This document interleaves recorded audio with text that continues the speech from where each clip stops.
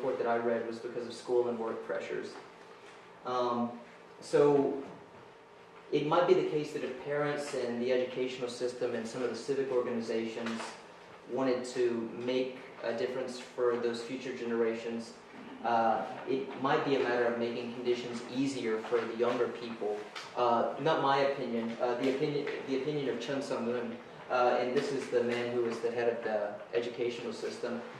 He says that Korea these days is maybe too focused on test scores, and it should be less focused on that, and it should be more about trying to maximize students' potential. Another big problem is a low birth rate in Korea. It's been the lowest it's been since 1970. And a very shocking statistic is that by 2060, young people will only be about 11% of the Korean population. This is according to an Economist article.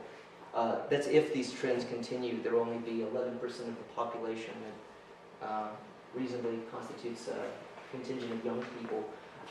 So 57% of young people under 24 are also saying that they can live alone without getting married. Doesn't help the birth rate.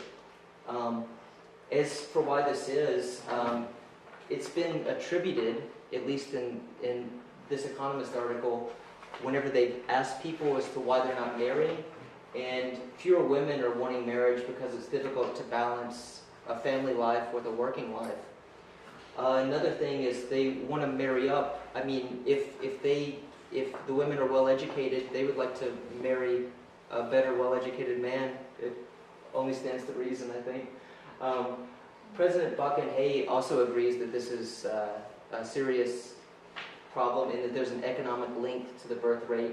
She says that young people can't find themselves a decent job these days, and they don't have a job stability, they don't have a fixed income, so they don't think that marriage is necessary. It's something beyond their power.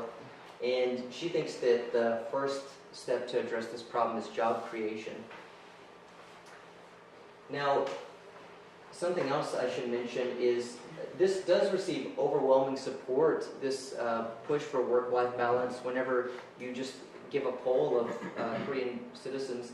So 94% of Koreans under 24 are for equal rights for men and women, and they suggest that conditions for workplace fairness for new families ought to be created as a matter of social policy. Another problem I talked about ever since Korea's industrialization in the 60s, there's always been a greater supply of workers than there ever has been the amount of jobs that you can fill those workers in. So right now, there's such a work surplus that 790,000 Korean graduates, they're going to be out of work for the next 10 years or so, which is a surprising statistic. Yeah, and this is from the Joseon Ilbo. As for an ideal to work toward, I've read some of the social policy that's been proposed within Korea and among Korean economists and scholars. And the biggest push that I could see is from a policy analyst named Gwon Huk-ju, and he proposes more government provision of social welfare and more government and industrial accountability to the Korean people. So here, as I mentioned, Gwon, he pushes for regulation to provision, and he's argued that the Korean government ought to move from not only